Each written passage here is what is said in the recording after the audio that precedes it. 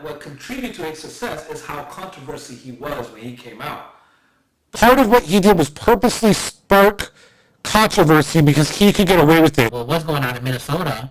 They're burning buildings. They're burning small businesses. People right now pretty much don't have jobs, right? Because most of them are furloughed. Good day, ladies and gentlemen. Welcome to another episode of Generation Shock. Thank you for tuning in. Thank you for subscribing to us. And don't forget, if you're not subscribed, go ahead and click that link at the bottom. Today's topic is going to be, like we discussed last week, did Eminem's race play a factor in his success? And before we get into that, I'm going to introduce my colleagues here. First, we have El Famoso Bachatero. What's up, everybody? My name is Messiah, as you already know. Then we have Ladies Want 'em, but they can't have 'em. The monster on the mic, Sheck Monster. And we have a special guest. He is the master of sins. What's going on, guys? My name is Gaston. I'm excited to be here. And you have McNutty, and I cannot explain those reasons, but that is my name. So, let's get into it. Like I said, did Eminem's race play a factor in his success? So to kind of give you guys a little bit of context of, what success means in the music industry as far as levels, I'm just going to break it down and you guys have that context before we let Shecky on the mic take off. So when we talk about singles, so that's just a song, just one song. In order to be gold status, you need 500,000 copies sold. In order to be platinum, you would need 2 million copies sold. And multi-platinum would be 2 million copies sold. And then diamond is more than 10 million units sold for that single. Then when we speak about albums, you would need 500,000 copies sold with $1 million in sales to be considered gold. Then to be platinum with an album, you would need 1 million copies sold with $2 million in sales. And then to hit multi-platinum would be more than 2 million copies sold. And then diamond would be more than 10 million units sold. And then double diamond obviously is 20 million units sold. So just to jump right into the topic, go ahead, Brian. What do you think? What's your take on it? So I'll give you a little backstory because this is Generation Shock. So I think it's helpful for me to talk about my generation a little bit when it comes to this topic, because I'm a little bit older. If some of you don't know, because I do have that gorgeous baby face. And so, I grew up. That was a lie. I grew up on the era before Eminem was even around, right? So I grew up with Tupac, Biggie, Dr. Dre, L. Cool J, a lot of the original rappers, and they influenced me as a young youth, and I was very into their music. I remember having these big, huge speakers, tower speakers, 12-inch subwoofers, and one of the first albums I ever played was Bone Thugs and Harmony. First of the month was jamming on those things. I remember having parties over. Wake up. Yep, and we were just jamming out. The first of the month. Yep. So, I grew up with that era. And then I heard about this guy that came on the scene, Eminem, and the first song I heard from him was the Mushroom song, right? And so when I listened to it, it was a little bit different, a little bit weird. I didn't know what to make of it. And I'll be honest, at first, I wasn't necessarily going to be into it like I thought I would be. So what happened was once I found out that he got produced and he went into Aftermath and he became a part of Dr. Dre's crew and he was signed on with that completely changed my outlook. Dr. Dre was a person that I absolutely loved growing up. The Chronic album, what he did with Death Row Records, all of that stuff to me was amazing, right? It was Snoop Dogg, all those different artists that he was a part of before him and Pac had a falling out. So once I found out he got put onto that label, that made me stand up and notice a little bit. So my view on this whole thing is absolutely the color of his skin in this race is a factor to why he's so successful. Because as a young white male in America, listening to predominantly rap music for my young adolescent time, how do you truly relate sometimes to that artist, right? But now you have a white artist who comes onto the scene who has the respect and the backing of somebody who's considered one of the godfathers of that industry. And one of the shows, you always talk about Lewis, Netflix, right? So I watch Netflix stuff. The History of Hip Hop. I've been watching that on Netflix whenever the seasons come out. And they talked about, man, Dre was doing some crazy shit before he even got into rap. Like he had the Jerry curl going. He was in a different band, different type of artist. And once I found out that he was backed by him and I started hearing some of the Dre beats with the Eminem lyrics, I was hooked. I was like, this is it. This is, to me, the shit right there. And so for me, that's why I say race played a factor that made him so successful. But if it wasn't for the backing of a legitimized person like Dr. Dre, I don't personally believe Eminem ever would have gotten there. See, I kind of disagree in somewhat, right? So yes, race did, his skin color made him, give him a success as far as open up doors to a lot more, because now he's more relatable, right? When it comes to that. Yes, I grew up, so you're speaking about era, I grew up with NWA, right? I grew up with that era, right? Fuck and the police, then fuck the from there, yeah, I grew up from there, and then watching Eminem, listening to Eminem and how he came in. Yes, Dr. Dre did produce the beats, but it was like a different type of beats. Because if you listen to like the Chronic album, if you listen to Snoop Dogg's album, if you listen to those albums, it's a lot different from Eminem's album. What it was, I think besides 100%. Besides Eminem being like white, I think white, it makes him more relatable and opens up doors to a bigger market, a wider market. Yes, that's the success. But you know how much harder it was for him to work to prove that he is good at what he is in that market, in the rap market, because him being white and just coming out with all the things he did must have been hard on him. Not only that, also what contributed to his success is how controversial he was when he came out. But that would also mean his race played that part too, because that being said, like he got away with a lot of more shit than a lot of people couldn't get away with, and he also stepped over the boundaries. He's like, fuck it, this is mine. I'm Eminem, I'm Slim Shady, and this is who I am. And you're gonna love me or you're not gonna love me. But you're gonna love me, you're gonna hate me, but this is who I am. And that's what made him. He was very controversial when he first came out. So I think that was really contribute to his success. But it was harder for him to prove that he belonged in that market, in a hip hop market, as a white person. Yes. Yeah. But success, his skin did help with his success. But I think controversies also made him contributed also to his success. Well, I agree in some sort. So I mean, obviously, his rap style was completely different. I think I definitely agree. He had to work harder, obviously, gaining the circumstances, but having Dr. Dre in his corner, I think, also helped as well. It opened that gate. Yeah. It allowed him into that community to be more accepted because nobody really like crossed Dr. Dre if you really think about it back in the day. Right. But you also got to think about it. So, I mean, there's a lot of ethnicity in our culture, but there's also a lot of American. And just Eminem being that guy to be the first one, I mean, honestly, to break through into that culture. I mean, his fan base it was ridiculous how that contributed so much to his success. Just that American fan base. They're like, oh, look, one of us made it. And we think about today, right? We talk about generations. Like, we have more, like, you had the Paul Walls of the world. Remember? Buy me a grill, right? Bubba Sparks. Yeah. You got Ellie with Air Force One. Yeah. You got Bubba Sparks.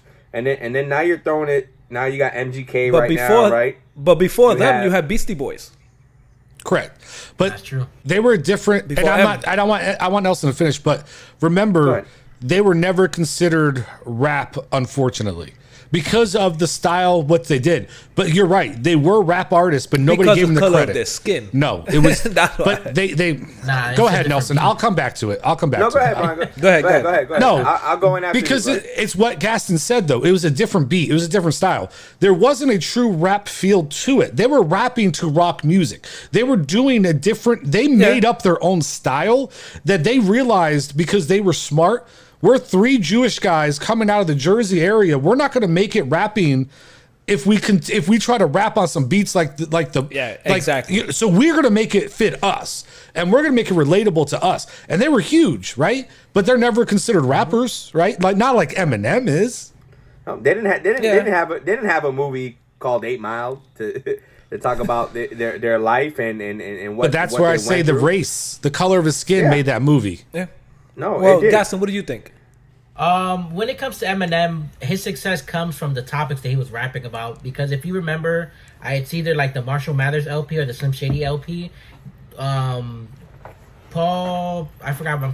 Steve Berman, when he walks in, he says it. He's like, "You're rapping about homosexuals, Vicodin, like that's different." Yep. And he's like, "I can't sell this." He's like, "I'd be better if you gave me nothing at all." And it's crazy because at that time you had like this West Coast rap going on, and it was merging into this phase of where you had the Biggie and the Tupac, and you had those incidents, but the rap was still going. And then when you have Eminem over here, Eminem is just broke the whole script. He threw it out the window, and he's doing it his way. Dr. Dre even said it in one of his songs when he was in the booth.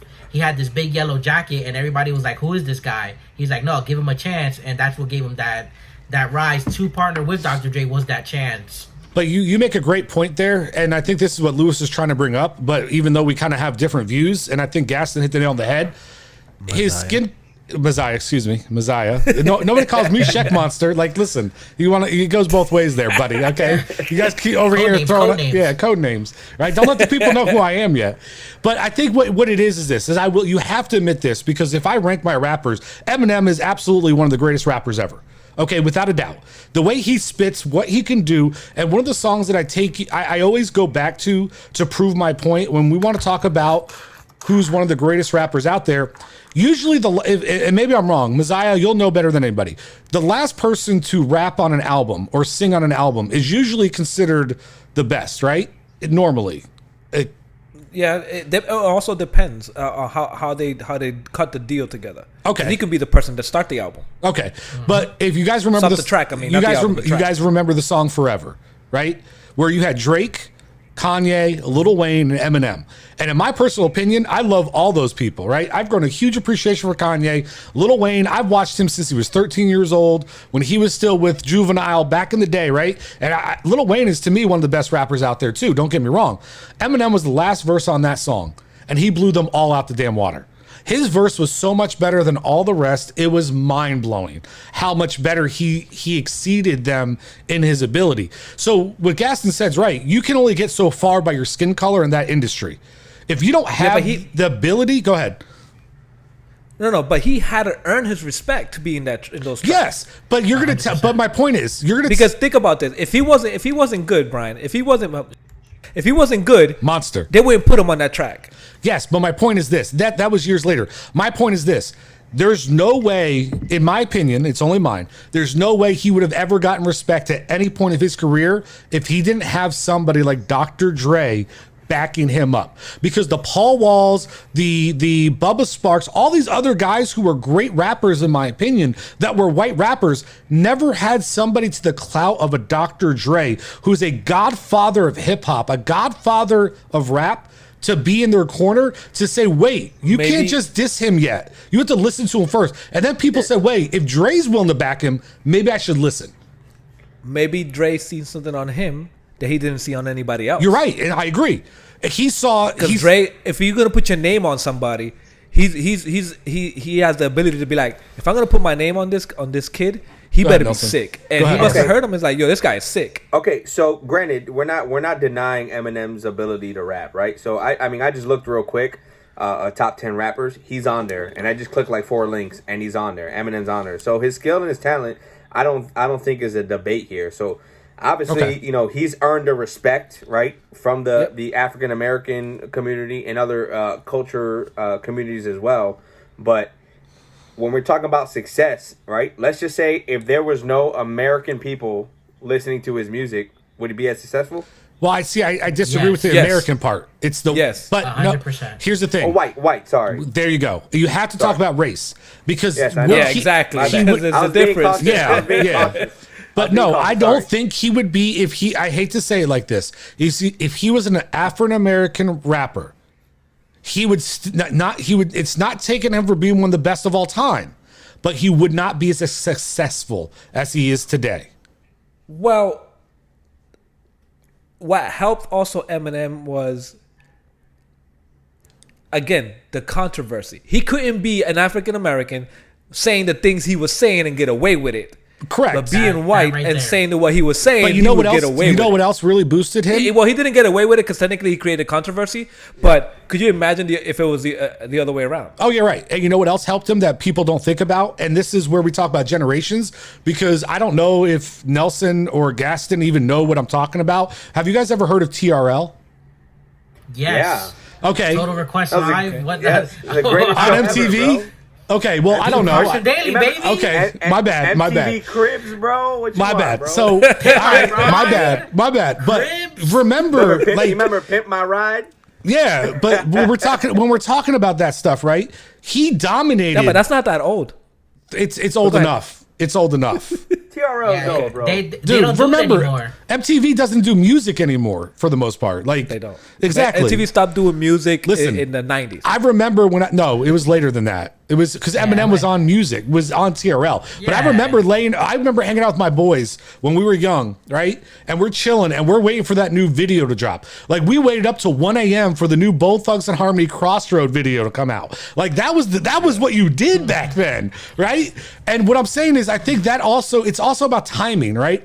Eminem was in the right time that there were still those outlets available for him that he dominated because he talked about the Britney Spears, the NSYNCs, right? And that was the controversy Christina you're talking Aguilera? about. Yeah, Christina Christina Aguilera, Aguilera, yeah. right? And then Mariah Carey. In a bottle.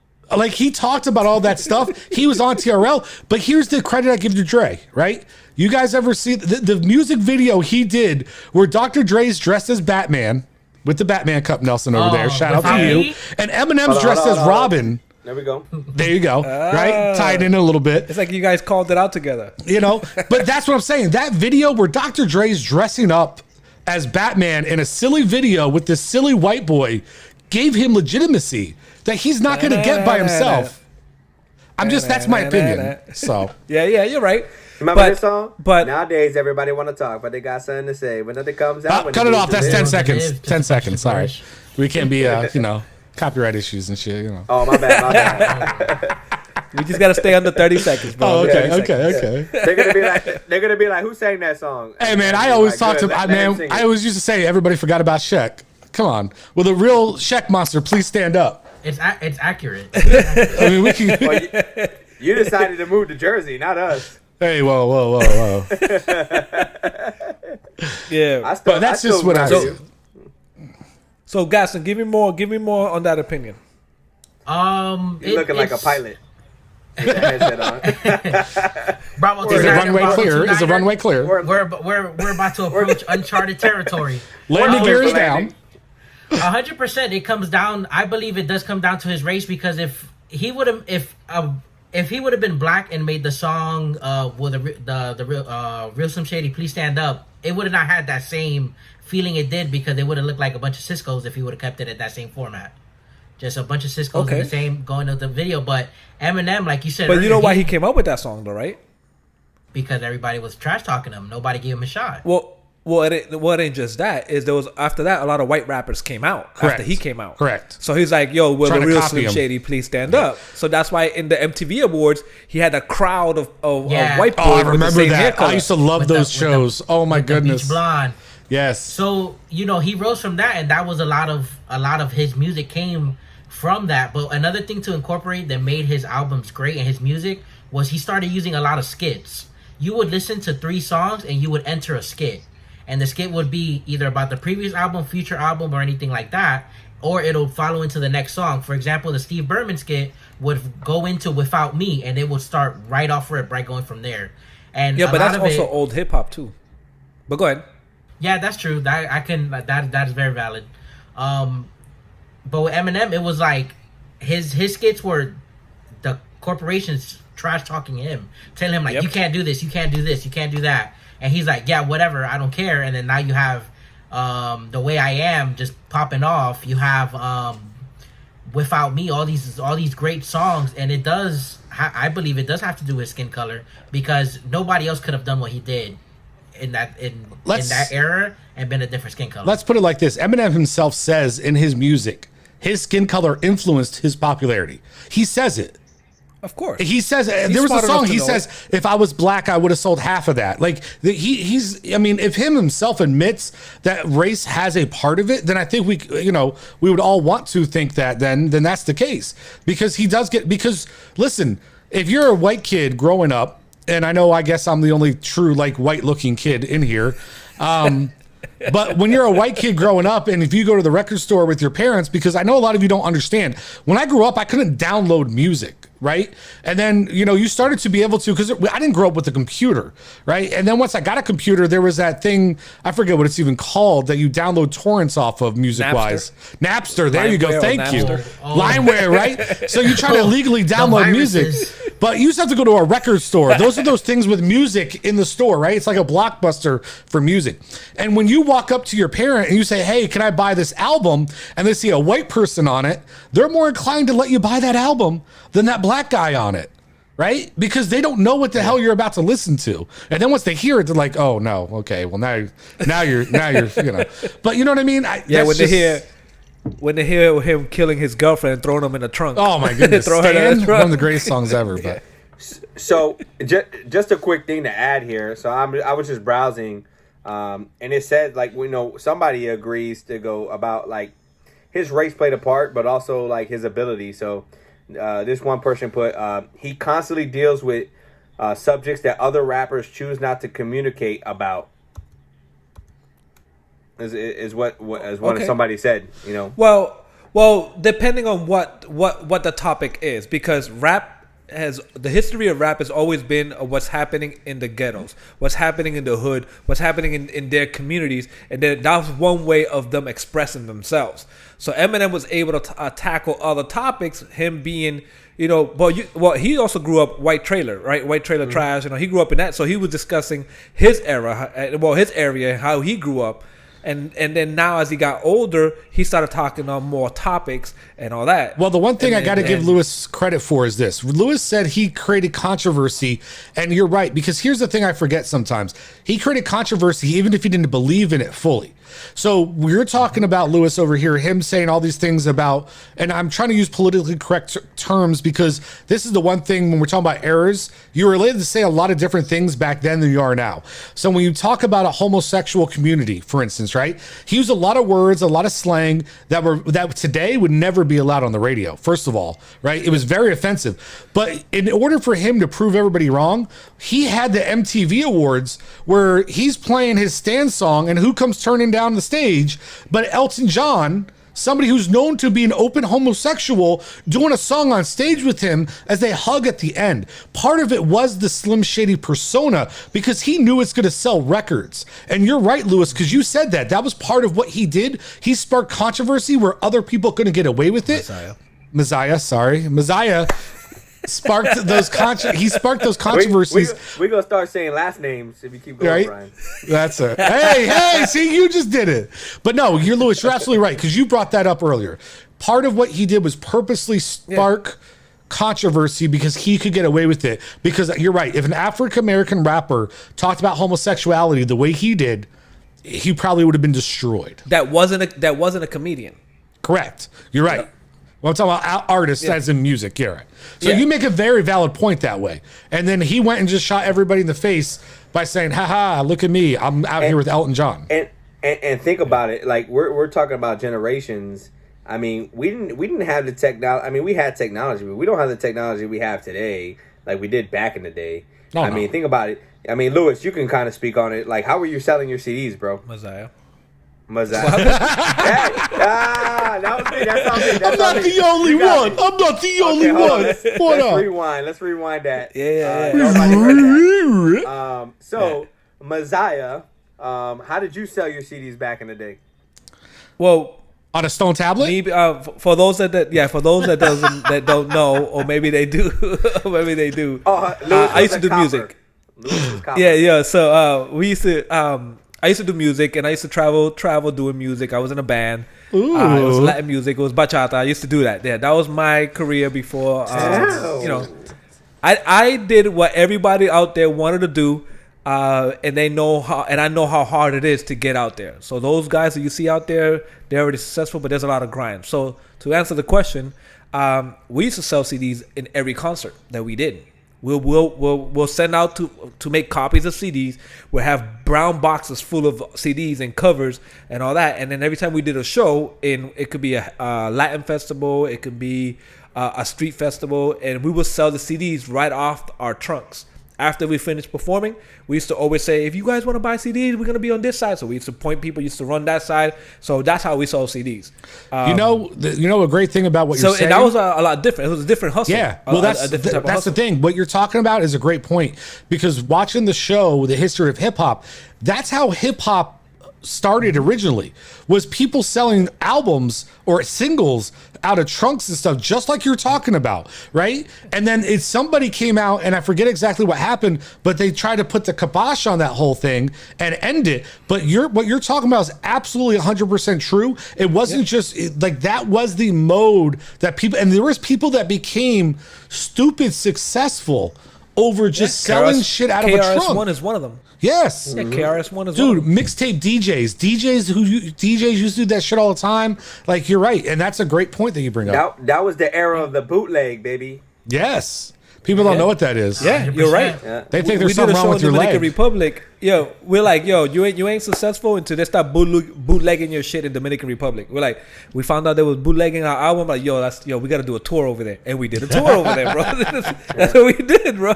And off the bootleg, because at the awesome. beginning, every successful artist don't want bootleg, but at the beginning, bootleggers is what help you spread your music and all that. So that's one of the Word ways of that. mouth. That's one of the ways 50 Cent became so popular. He did that stuff too. Like he sold them for 50 cents. That's why he was successful.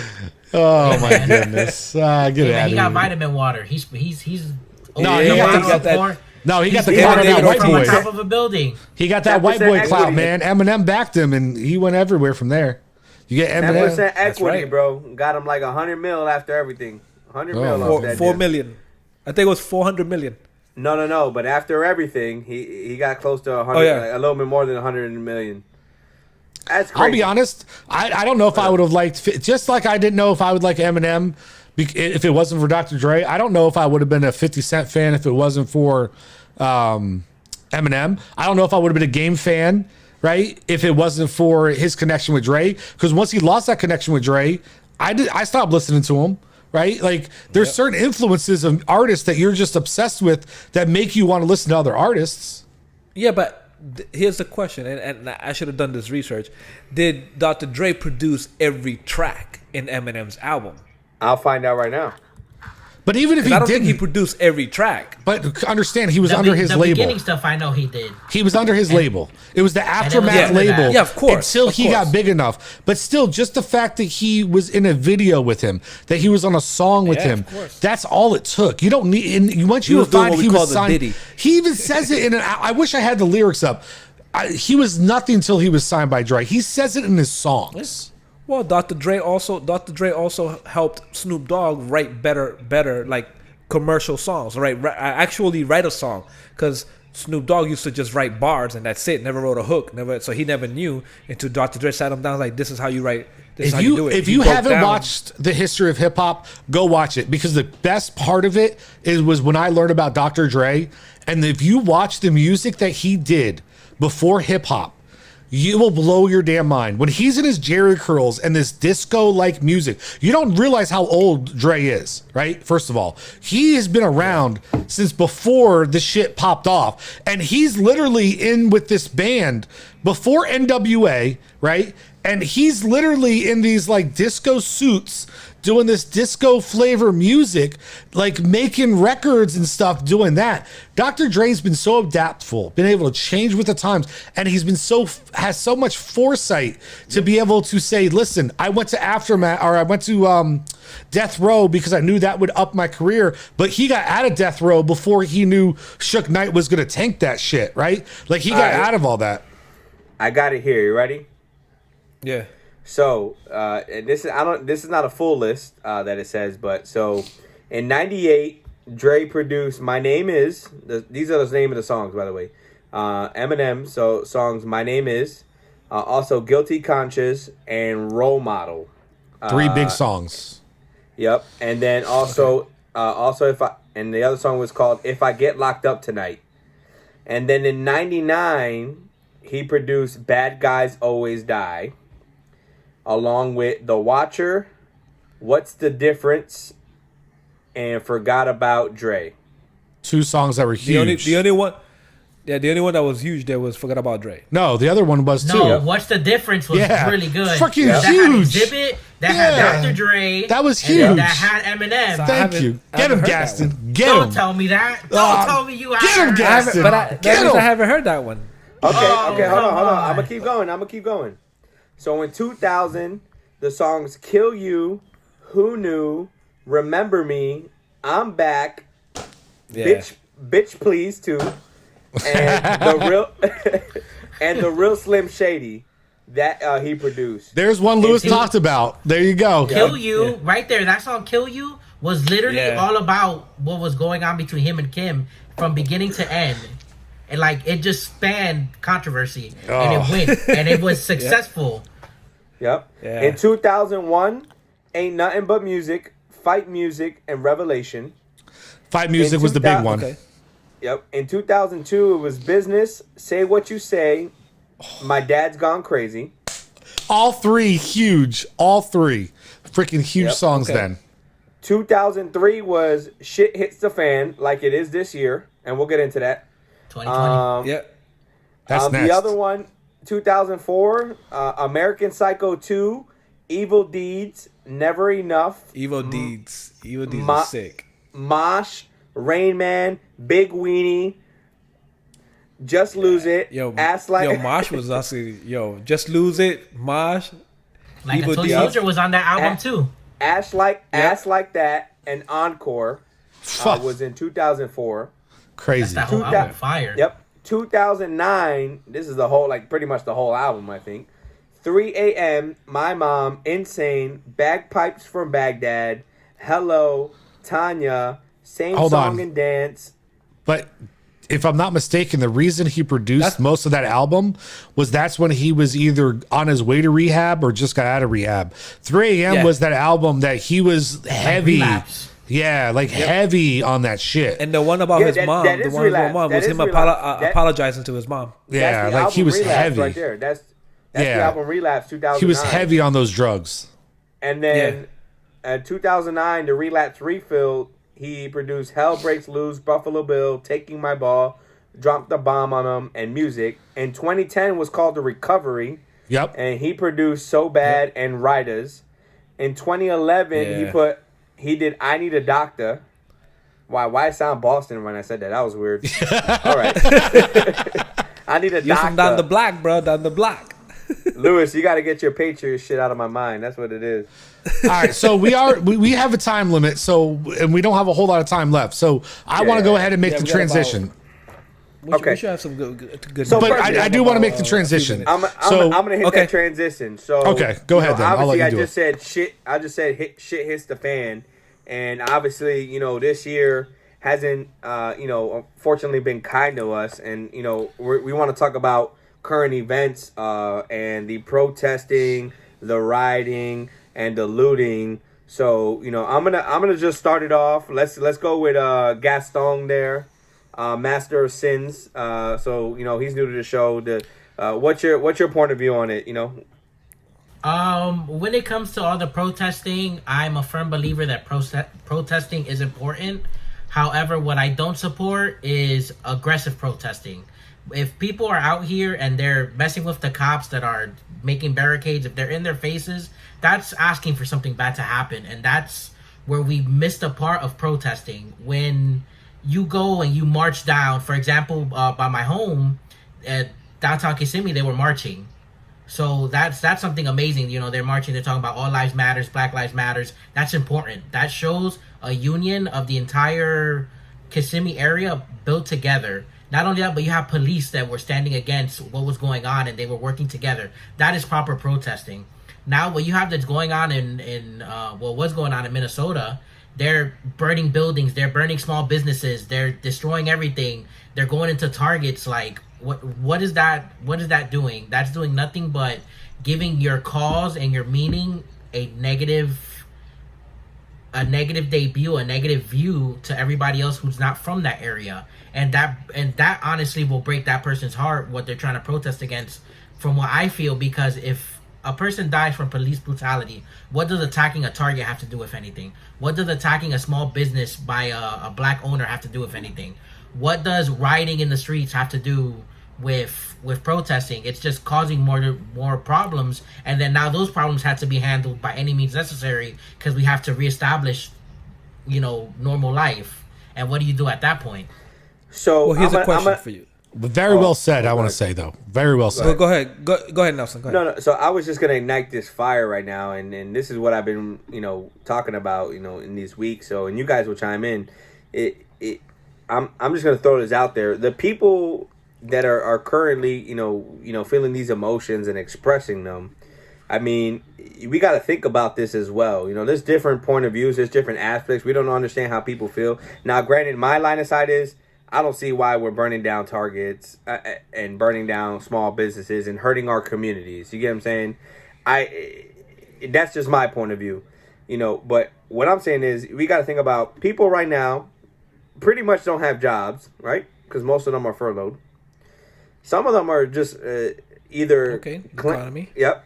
Some of them claiming unemployment, and some of them are getting paid pretty good, and some of them, are still hurting through that process and not getting help.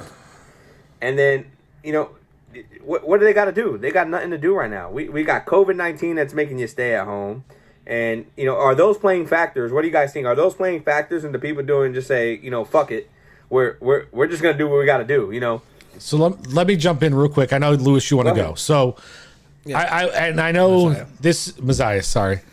Messiah. I know it's hard because this is something that's very difficult for me to talk about because I am a white male in this country, right? Now, for those of you who don't know, I am Jewish. So I do have an ancestry that's had certain things happen to them, but I'm not going to sit there and pretend it's near the same as somebody with a different skin color, right? But what I say is this, is the thing that disappoints me and upsets me is when you go back to what Gaston talked about with the Targets, right? And these businesses, the Best Buys, or wherever these people are looting, right? Who are they really affecting, right? What they don't realize is what is the predominant workforce in those businesses? It is their community that they're trying to stand up for. Because unfortunately, the Best Buys, the Targets, the Walmarts, they're being employed by young African American, Latino, poverty, white, whatever it is, individuals for the most part, right? And so now what you're doing is you're taking away their only capable way of making money by destroying those businesses. And I do agree with Nelson, and that's something I was going to say. I think a lot of it has to do with the COVID virus, because what I think it did is it's escalated the situation.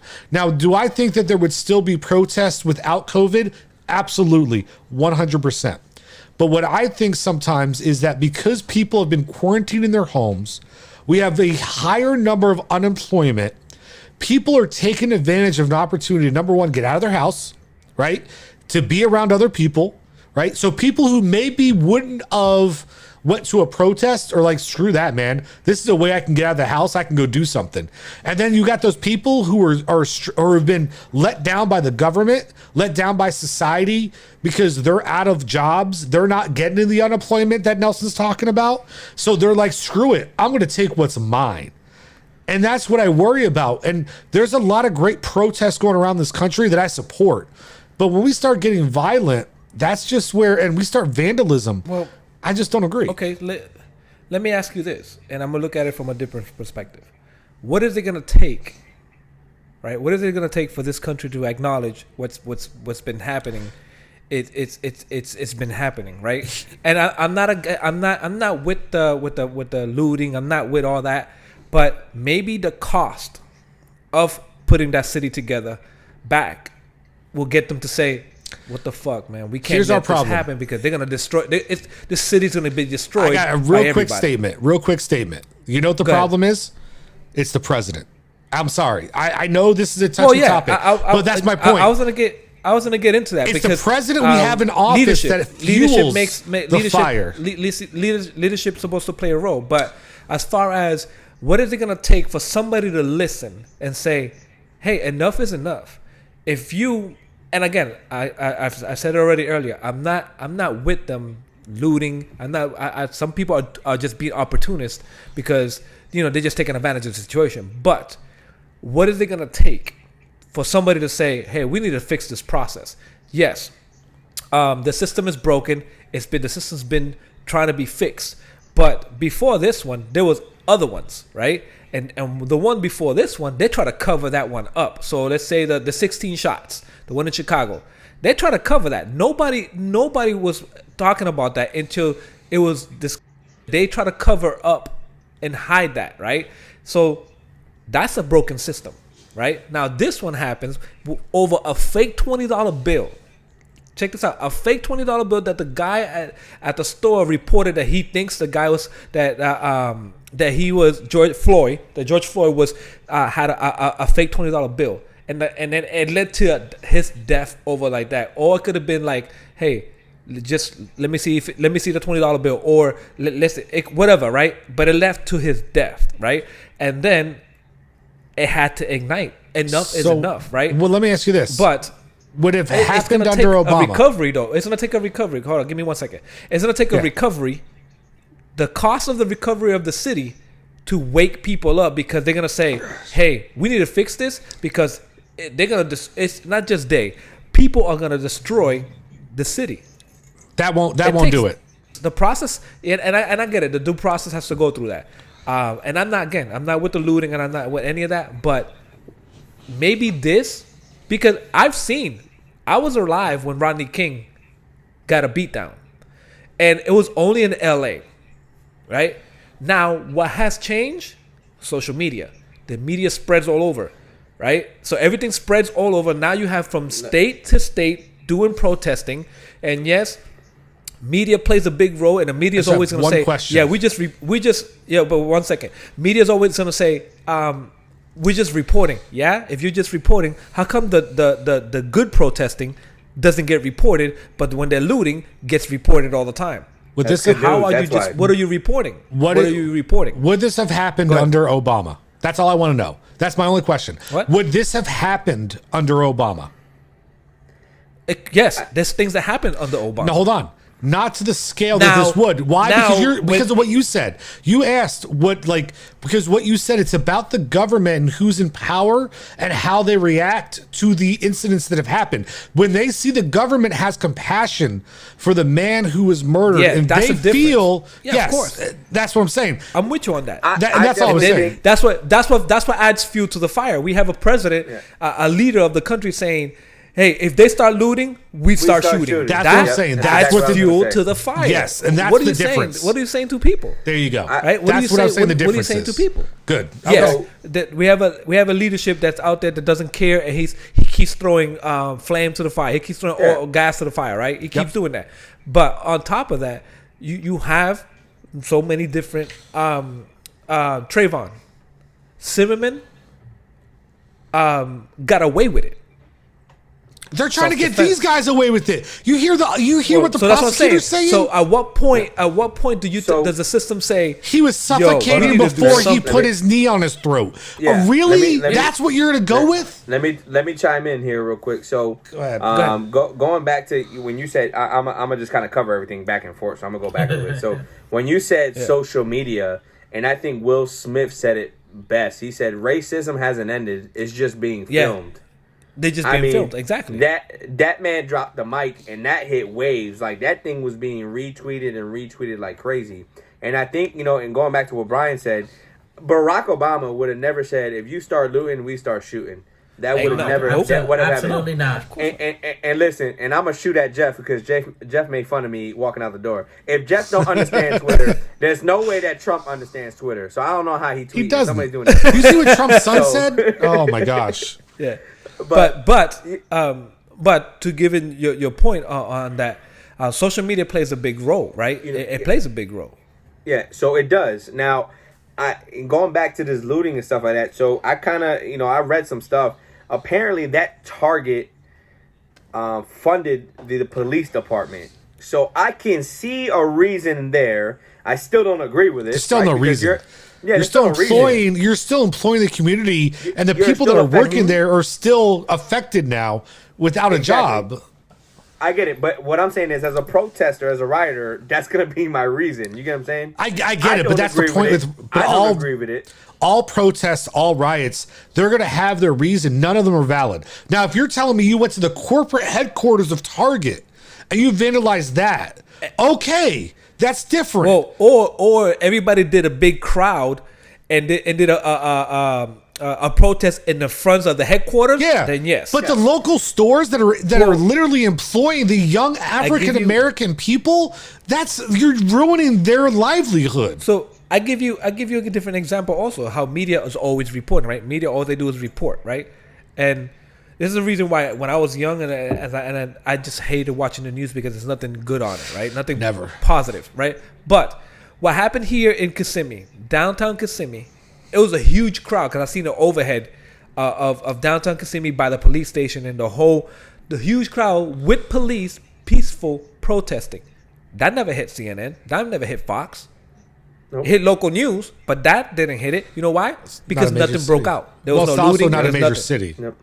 Yeah.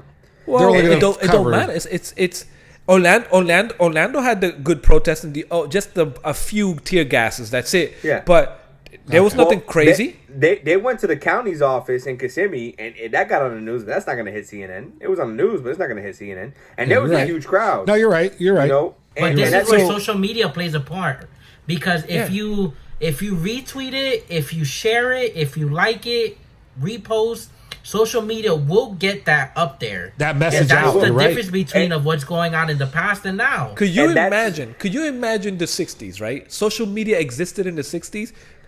It would have been crazy. It would have, but dumb antennas on them phones, bro. The problem is always going to come down to this, and this is where this is what we always forget. We're still living in the 60s when it comes to the people in power, right? It's still rich, white men. Right. And this is the point. And this is why the society won't change, because their answer to everything is just, let's call the Coast Guard, let's bring in more military power, and let's silence the people. And guess what? Who owns the media companies? Rich white men. Yeah. Where are they putting their influence in? Right? Into the next presidential candidates. So that's the problem. This nation can never really be equal until we get equal people in power and true power, where there's an equal black man owning a media conglomerate, where there's an equal black man owning the amount of, until we can get there, that's the problem. Minority. And that's what I hate. It can be black, Latino, minority. Well, yes, you're right, minority. I saw a tweet earlier, but we're talking about most of the time, most of the offenses that are happening with African American. Even with Latinos, we don't hear the uproar for a Latino man and things happening to him. It's for the African American man. Yeah, I read a tweet earlier in the week. A white woman said, "Looting and burning down these buildings is not going to bring George Floyd back." And then the African American he responded back saying, "Bombing Middle Eastern countries is not going to bring 9/11 back." And she deleted her Twitter account and everything after that. And because he made a valid point. Yeah, So it's that's a little. Go ahead, that's a little touchy. What I was gonna say was it's kind of funny that we're talking about the media, because Immortal Technique is like an older rapper from like 90s, 2000s, and he has the song Fourth Branch, which it talks about the fourth branch of the government is the media, and it goes all back to what we're saying, that the media is another outlet to show or to sway in all the information that they want to give and then regurgitate it out their way. It is. Yeah, of course. And now we have social media. Yeah. Yep. So I know we're getting close to time. We got like 3 minutes. We got like 2-3 minutes. But just to cap it off, I mean, granted, am I for the protesting? Do I believe what happened was wrong? Yes, I completely agree. But I don't agree with. I don't understand how robbing a Louis Vuitton store, or Gucci store, or anything like that is going to do anything. I mean, people are just So I taking got one advantage question of the when you get a situation. second. Go ahead. I got one question. So my one Just throw it out question is there 'cause we got this. 3 minutes. All right. So my one question is this. Even if it's peaceful protesting, because I saw a video today, they were peaceful. There was no violence. Do you think peaceful protesting is okay when you're blocking traffic and preventing people from trying to get where they need to go? They weren't violent, but there was a group of people in the road refusing to let cars drive. Yeah, if you have respect, you gotta give at some point. Yeah, I'd rather take late traffic or late get into a place than a mass riot and looting. But see, I don't think you have to give. Yeah, but what about that mother you. that has to get to those kids? There's no giving. So, yeah, go ahead. I got you, Shaq. If you have respect to peacefully protest and not harm any businesses or people, then you should have respect to leave lanes open, at least, for people to get home, because we don't know everybody's story. We don't judge a book by its cover. You might have that mother that needs to get to her job, and that's her only job to pay for her kids' meals. You got that dad that has to go pick up his kids, or whatever the case is. You got somebody that might need to rush home and get somebody medicine for their grandmother. We don't understand that story, so I completely agree with you. Yeah, but we don't need to protest in the. Yeah, go ahead. I think in the heat of the moment, people are just for the cause. Crowd psychology, and want to do it. Crowd psychology is very, very, very like. But there's always two types of crowd. There's two types of crowd, right? You have the mob and you have the audience. The mobbers are the ones that are there to destroy things. The audience is just the spectators, bro. Okay, but there's always somebody there that can control the situation, because there's a lot more audience before there is a mob. And so what I'm saying is that the people that are there that are leading these protests need to stand up and recognize, don't do it where it disrupts everybody. There's nothing wrong if you want to gather on the side of the highway where you don't disrupt traffic, because a lot of the reports I read, they're standing in the middle of international highways. So imagine if you're trying to drive home from I-4 and there's 100 people in the middle of I-4, and you're like, dude, what are you doing? Like, I get you're protesting, but this isn't the place. Like, protest where you can be respectful of other people as well. There's no reason you can't do that. Yes, exactly. Protest where the word's going to be heard, because in the highway, nobody's going to hear you. Yep. Oh, yeah, but they think if they're going to stop traffic for 3 hours, that people are going to hear them now. That's not the way it works. Now you're doing it for that social media factor, to get on the news. Exactly. I think that's another thing that we're getting into. We're getting into the point where people are protesting. They probably are doing it for the cause, but you also have the people that are doing it for the likes and the ratings. There you go. Yeah.